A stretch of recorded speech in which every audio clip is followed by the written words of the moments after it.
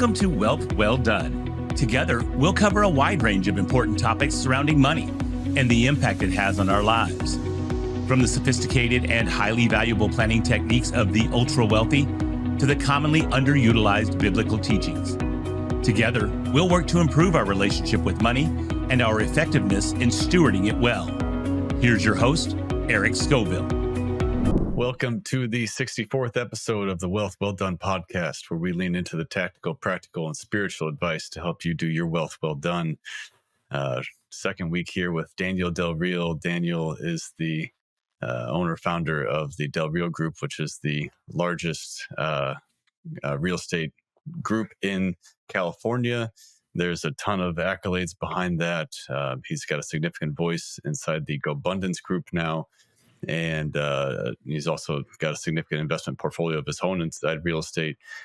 Daniel is, I would say that, everyone has a different barometer here, but Daniel is succeeding in what appears to be, honestly, every aspect of your life that I have seen.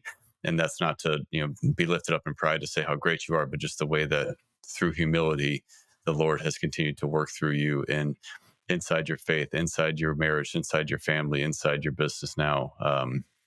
And so I want to, first of all, thank you, Daniel, again for being on. And if you guys didn't listen to the last episode, not only should you do it because there's a lot of great content on there, but also we're going to pick right back up where we left off, which, Daniel, you were talking about the bullets of life and how do we react when we start encountering that. You brought me into a story that I just encountered here just very recently with my wife. My wife and I had a blow up fight for a moment, and we don't fight anymore. We used to. I mean, I used to a lot, and we've cleaned up our life in so many ways, and so there really just aren't fights anymore. But we had a moment that just it ratcheted up fast, and all of a sudden, when you see the tension where it was at and the emotion where it was at, it went right back into what's the training been, the 500 hours that you've spent training for this 10-hour race, like you were talking about with your Ironmans.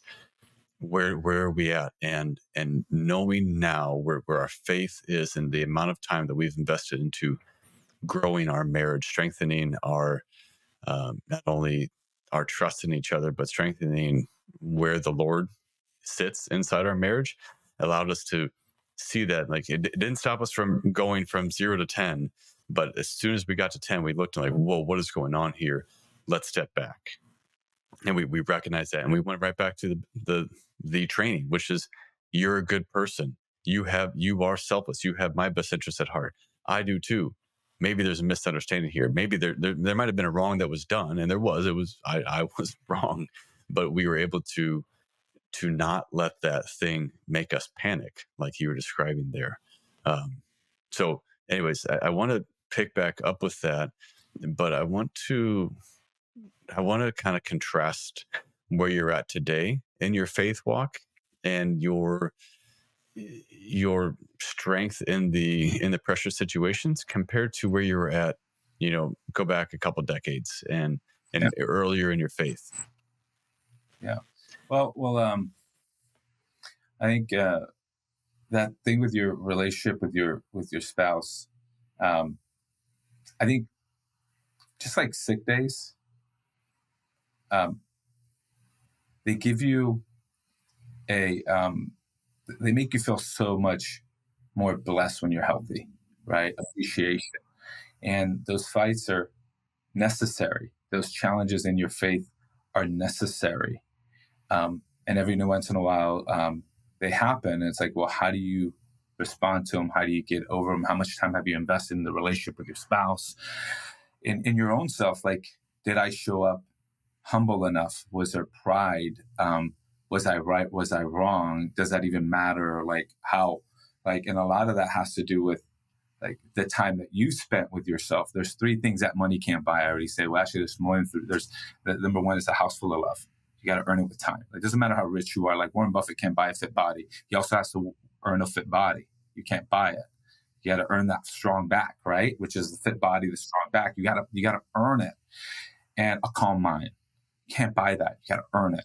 So how much time are you spending in those things? And so the way that you respond to something like that, you getting sick, or even in your relationship with your spouse, I think you need those. You need those things in life. Like, you need those as a reset, as a test, as an appreciation, just like when your faith does get tested. So when I initially started my business, like, I was walking in faith a lot. And it's interesting because you go through these levels where you're like, I think my faith is even stronger now. At least my belief in my walk with Christ is better now. But I started thinking, I'm like, well, I'm 43. I'm like, what's preventing me from my next level of growth? And I'm like, you know what? When I started my business, and I did it out of faith, and I didn't know what tomorrow was going to look like, right? Like, when you think of when you think about even Moses parting the Red Sea, like, it took somebody getting into the water waist deep before it parted, right? But it took somebody walking into that water, right? It took with Simon Peter, when he walked on the water to follow you, it took that faith to walk in that water, right? And that first step is scary.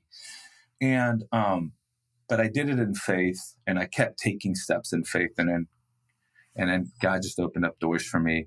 And I feel like today I'm looking for too much certainty because I'm wiser, and that's killing my faith walk. And I'm like, why am I looking for so much certainty now? I'm older and all this other stuff. So anyways, initially it was a lot of just faith that kind of led that. But when it comes down to like where I'm at in my spiritual walk, I find like in life, or like even as you learn how to build a business, or you take, like, I've taken a lot of courses and like self-help, self-improvement, read a lot of books, I've done a lot of masterminds for years and years and years. And one of the things you hear sometimes is the reticulating activating system, right? And you're like, okay, I get it, right? Like the blue car theory or the new car theory, where you get that new car, and next thing you know, you see that new car everywhere, right? You just see it everywhere, and it's so real.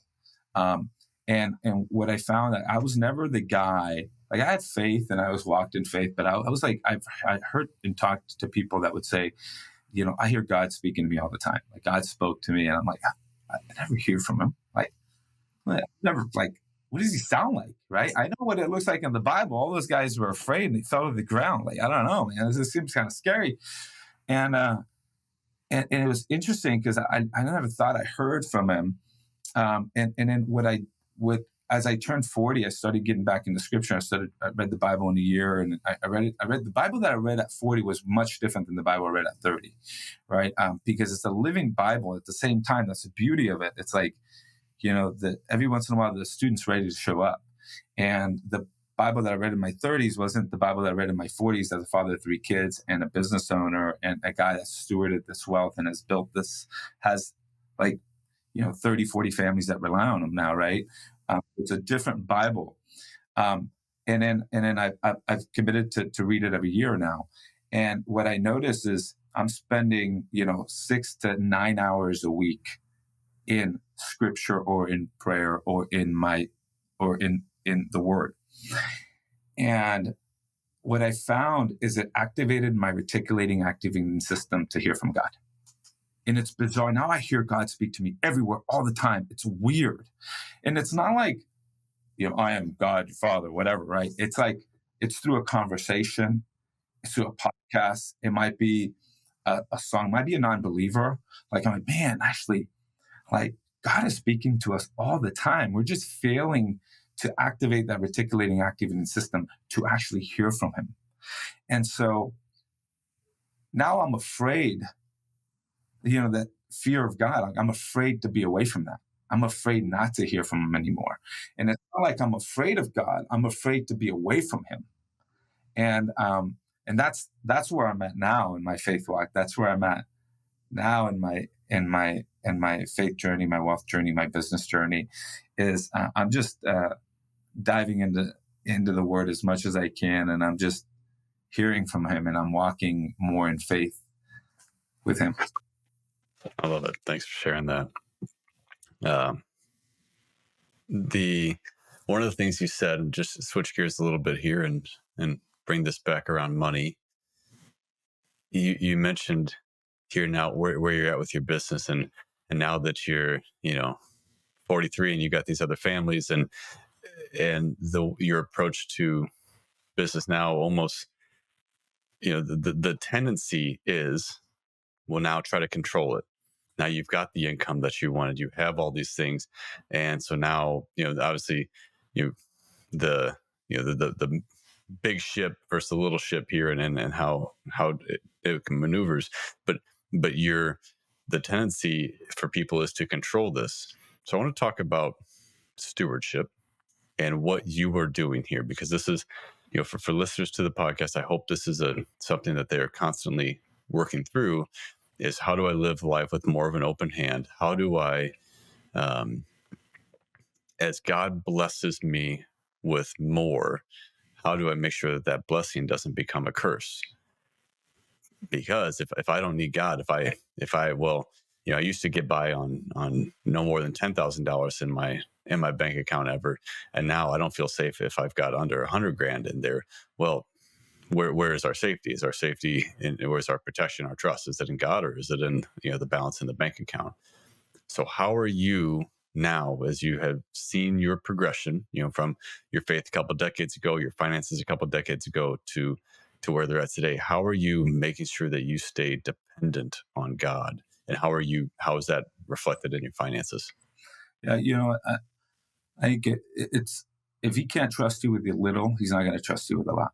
Right. And initially it started when I was younger. When I started this business, like, I put myself on a salary just because I wanted to know what it felt like to live on that amount of income. And then the rest, I invested it. Like, I realized that ownership sinks stewardship. And if you think of the way that people even tithe, or people give or invest, as soon as they take possession of that money, it's a lot easier to give, a lot harder to give it away, because you own it, that ownership of it. So number one, you got to realize you don't own any of it, and it's just flowing through you, and it's what it's not. I think it's not a shame, and it's not bad to make money. It's just bad to make money and not utilize it to help others and actually do good with it. But when I started my business, that was something that I really learned. It's like, look, let me delay this gratification. And I would always say, like, one of the things I wrote down in my journal back when I did this is, like, it was a passage that I heard that says, a man's wealth is measured by his ability to go without. It's that delayed gratification. And you think of the U.S. government, they understand this. That's why a W-2 employee doesn't get the full paycheck. They understand, like, they take a big 30, 40% of it right away. And they're the greatest patriots of all time. And then the self-employed person is always trying to find ways to not pay taxes. Where's your stewardship to the country? Like, where's your patriotic duty to pay taxes, right? But they've taken possession of it, and now it sinks the stewardship of this country, right? With the W-2 employees, like the biggest patriot of all time, right? Because they're paying really high taxes. So the government knows this. So for us, you got to think about it the same way. Like, it's not your money, and how to delay that gratification, and how to give. Like, so even when I was younger, I'm like, okay, look, I have to learn, and I have to practice my giving and my investing, and what it's taught me is how to disconnect from money. Like, I've never really taken possession of it. So it's given me this whole delayed gratification. It's allowed me to build this big investment portfolio that I have now. And it's interesting, like, I've taken a lot of losses, and like, I'm talking about millions of dollars worth of losses. And I always feel like, and not just from accelerated depreciation.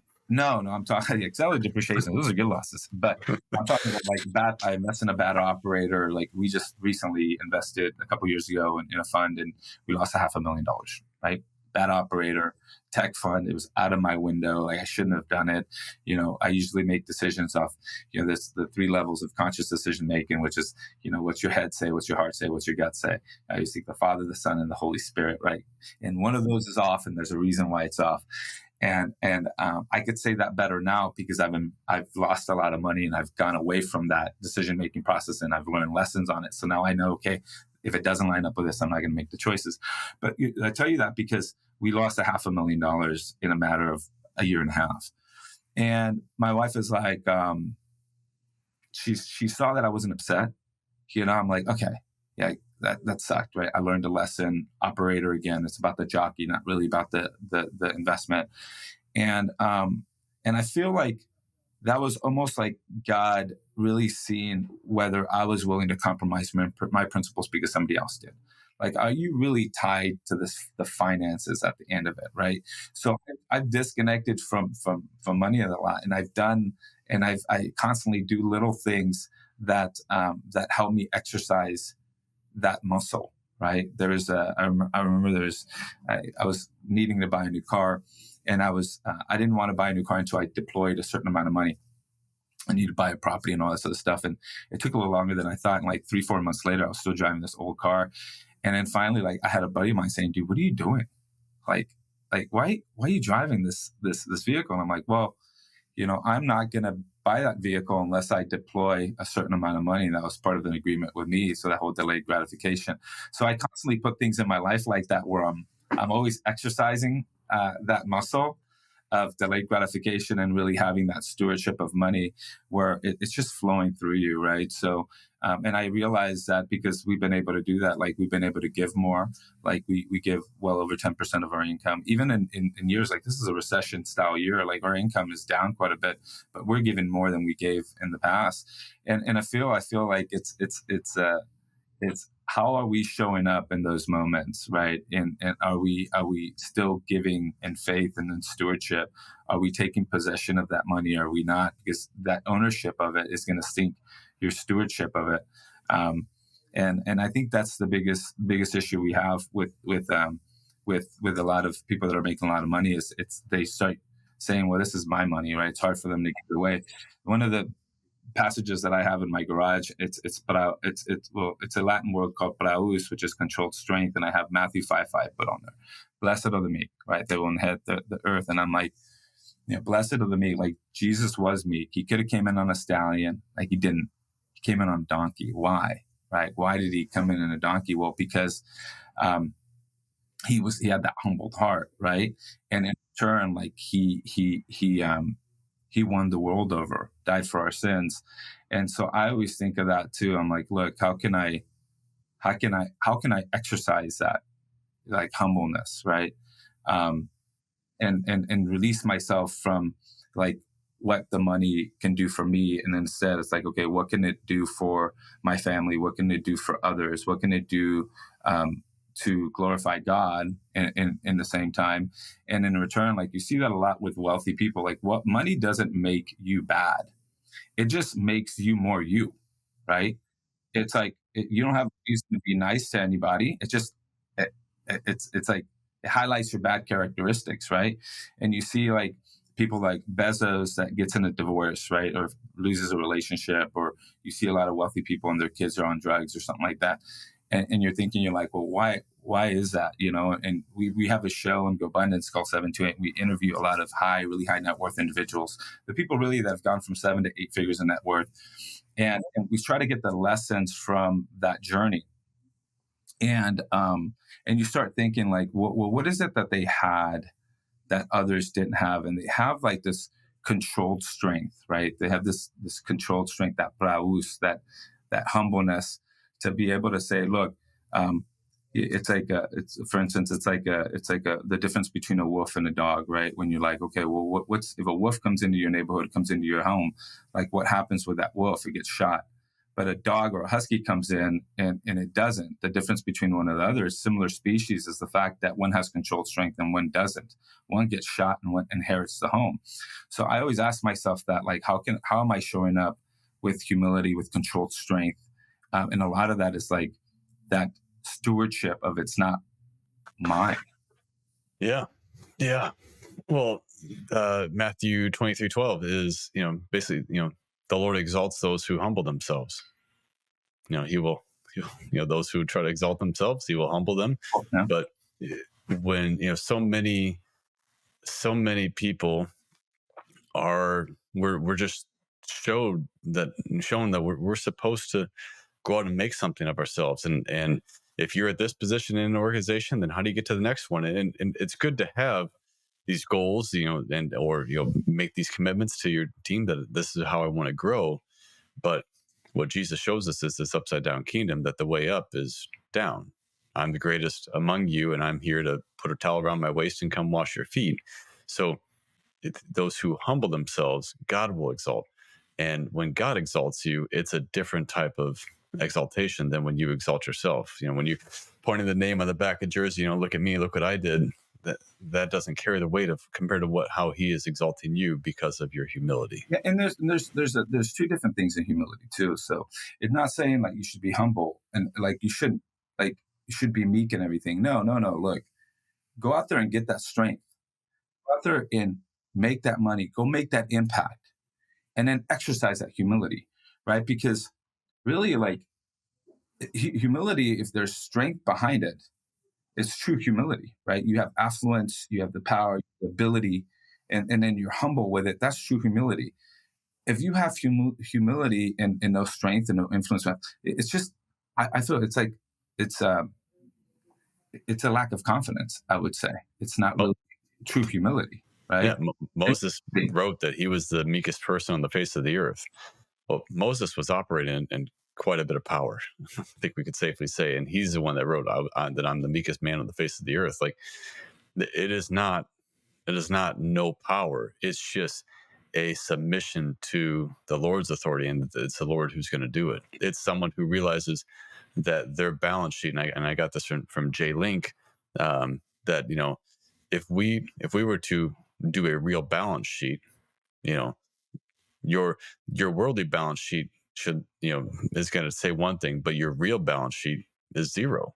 You own nothing. Nothing of it belongs to you. Nothing of this came by your own hard work. It belongs to God. And with that, then that frees up stewardship. That frees you up to make decisions that are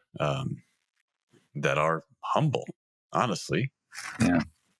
So with stewardship and Daniel, I love your perspective, and you can tell the work that you have put into seeking wisdom, not only from the Bible, but from books and masterminds and everything else. You've got some really great, I think, kind of core philosophies that you're able to draw from. But we also talk about, like you said, failure, lessons learned. Where is an area of weakness that you have inside stewardship? I think my wife would say that sometimes I'm not emotional enough when I do face a loss, right? Like I don't, and for my wife, she might think like, do you not care? Right? Not care that this happened to you. So my Enneagram is a 6. I'm a loyalist. So I also understand that that's part of my personality. I just trust a lot in people. And I'm not a guy that's glass half full, glass half empty. I'm like, there's just no bottom of the glass. It's always flowing through. Right. So I'm always moving forward. So I think a weakness that I have is I'm not as like, I don't show myself a lot of empathy, right? And I move faster than people process emotion. I move faster than sometimes I process emotion. And my wife might say that, hey, do you just not care that this happened, right? Do you just not, like, you're not acknowledging it, right? And it's always like people think, well, I'm just always trying to be positive in a way. And so that's something that I think I could spend a little more time like figuring out, say, okay, how'd that make me feel, right? Like, what was my thought process behind that, Yeah, I think we had earlier on in the podcast, we had a brilliant counselor named Jeff Miller who has helped me walk through that a bunch, because I didn't need to feel stuff. I'm a guy. I got bravado, right? Like I don't need to feel. And yeah, he's helped me work through a lot of those things that I needed to feel that I was ignoring. Yeah. Another piece of this here, I've got a good friend who had been talking about seeking this. And so I'd like to hear your perspective, because you mentioned accountability, and I know I know a lot about what Gobundance does too, and the groups that you guys have there. Do you have Christian friends that you talk about money with, and from an accountability perspective? Yeah. Yeah, I do. I do actually in the Gobundance group. I think it's one of the things that uh, it's like it's frowned upon to talk about money, right? And it's like, um, but I think it's so important because if you're making money, if you have a business, there's also a level of pressure that you have. You always have to have your shit together. Like Daniel always has to have the shit together. I'm accountable to all these people. And I'm like, I need to make sure that I'm always chasing fear and I always have that strong back, that calm mind, big heart. And then I got to lead with calmness, right? But sometimes you don't got your stuff together, right? So I need a group of people that I can talk to say, hey, this is what I'm going through right now. And it's interesting, you have like, I read, I think it's, is it Matthew or Luke 5 that talks about the fisherman? I think it's Luke 5. Luke 5, yeah. And there's a time where, I think Simon was out fishing, right? And then Jesus came up and said, hey, cast your nets on the side. And he says, well, we've been toiling all night and we haven't caught anything. But they faithfully did it. And they caught a bunch of fish, and they got so many fish that their nets were breaking. They got so many fish, they called another boat over, another buddy's boat over, and their nets were so full, their nets were breaking. They're putting the fish in, the boat started to sink. I feel when you're building a business and you're building wealth, there's a level of responsibility that comes that sometimes it feels like those blessings are breaking your nets and they're sinking your fish, and they're sinking your boats. And it's scary to be alone in that. So I share a lot of that, and we kind of collaborate a lot and share insight and pray over one another about what we're doing. But the beautiful lesson about that is what we're learning right now, and this pressure that wealth gives you and this grace that it teaches you, whether it's leading people, whether it's building business, whether it's building wealth, is the end of that story is, Jesus said, yeah, these blessings might seem heavy. Your boats might be sinking, but I'm just preparing you because you're no longer going to be fishing for fish. You're going to be fishing for men, right? And souls. And so I think it's so important for us to have a group of people that we could share our soul with, to say, look, I don't have my stuff together. I need help. I need prayer. Like, I'm struggling. And that's why you see so many, like, you see abuse of substances, you see depression, you see suicide rates amongst leaders because they have no one to go to. So I have a group. And of course, like, the one thing I want to teach my kids is not that their earthly father might fail them, but their heavenly father never will. And that fear that I have, not of God, but being away from God, I want my kids to have that holy fear, to say, I want them to know that they are never, ever alone. And I know that. I spend time in scripture. I spend time in prayer. Like, I know God's got my back. I know that I could find calmness in God, right? But you need a group of people that could speak that life into you. It was 2 nights ago, my son, he shares his favorite. We do a devotion every night. He's 10 years old. And he's like, he brought this one up twice. And it was interesting that he brought this up. And it was Psalms 118:6. He says, the Lord is on my side. I will not fear. What can man do to me? The Lord is for me amongst those who can help me. And my son highlighted that. Like, he shared that with me twice. That I want you to highlight this. And I went in, I highlighted it and I put his name on it, right? And I'm like, ain't that the truth, right? And it's like, that's what I want to teach my kids, is saying, how can you have that faith in Christ and know that you're never alone? But I seek that with other Christian men as well. That's really good. Yeah, I think the one that hit me in a very similar vein is Jesus talking about, don't fear the people who can only kill your body, but after that can't do anything. Fear the one who after you die can, has the power to send you to eternal damnation. And just like Jesus he's so extreme, and we paint him into such just this pretty little picture, like, oh, I'm sure he was real nice and fluffy. Like he literally just says, don't worry about the people who can only kill you. Like, so I love that your son's singing about that. And I love that you went there, because I was actually wanting to, with the last little bit of this show, switch gears completely and go into family. And you are, again, the more I get to know you, the more I'm impressed with your intentionality, with the decisions and how you're running your life, how you are, submitting and giving every aspect of it over to the Lord. I want to talk about parenting, because I think there are some major epidemics going on in this country, and that don't get much attention. Porn is a major epidemic in this country, but one of them, we're not going there today, don't worry. But the one of them that I did want to talk about was schedules. And so you have kids who are in that prime busy, age. And I'm curious how you guys are managing your schedules as a family, because it's not uncommon, for family like you to have 6+ nights a week at the Ball Diamond or somewhere else with this, between, and your kids are in 3 different sports and they're doing all these other things, and faith and family and values and teaching, now all that stuff kind of goes out the window. And that seems to be rampant now.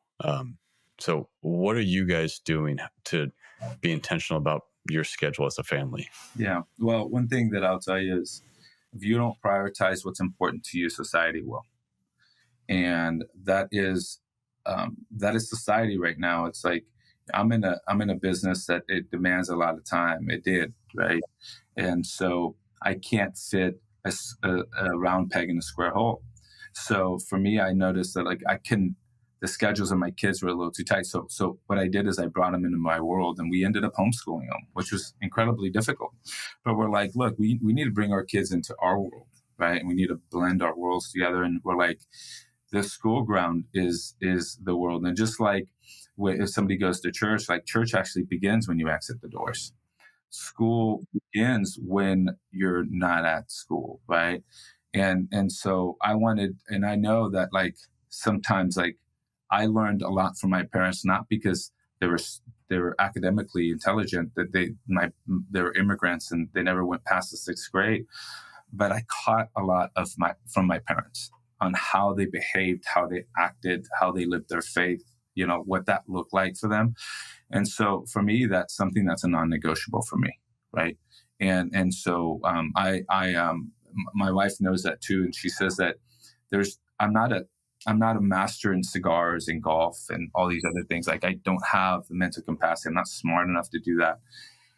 I don't do a lot of that. So she sees me prioritize my family, and she sees that I have my faith, my family, my health, my business. And even when I was training for Ironman, it wasn't like, oh, I'm going to go on a bike ride at 3:00 in the afternoon. I did it like at 4 a.m. before the family woke up. Like, I did not my priorities were pretty straight. So number one, you have to set those priorities, and you have to make decisions based on those filters. But she saw me, she sees me submit to what our vision is and what we want with our kids. And in return, she's very submissive to even the decisions that I make. Right. And so one of the things, and this is why this is so important, is one of the only commandment that comes with a reward is honoring your father and your mother, so you'll get a long life in this beautiful land that he's given us. And why is that? If you read even the book called The Blue Zones, it's not about, like, yeah, it's part of what you eat, right? But a lot of it is the sense of community, right? And how am I expecting my kids to honor me if I'm not honoring my parents, if I'm not spending time with my parents? They have to not hear me say that. They got to see me model it. They got to see me go out and spend time with my parents, to see me go to the house on the weekends, bring them, and we vacation together. We hang out together. We talk on the phone a lot. And in return, I honor my father and my mother, and my kids will learn that by catching that. And then they'll end up honoring me, not just because I want them to, it's because they see me and they'll model that from what I do with my kids, my parents. So, but a lot of that had to be prioritizing what was important for us. Right. And so when it comes down to our work schedule, when it comes down to my wife, she was a nurse. She stays home. She has for the last 12 years, because we knew that was more important for us. Like we didn't want society to prioritize what was important to us, and us and our journey homeschooling them, and us being very intentional with what we do with our kids. And they're in sports and they do all that, but there's not a time that they don't, like, I'm not there picking them up or dropping them off, or I'm not there with them.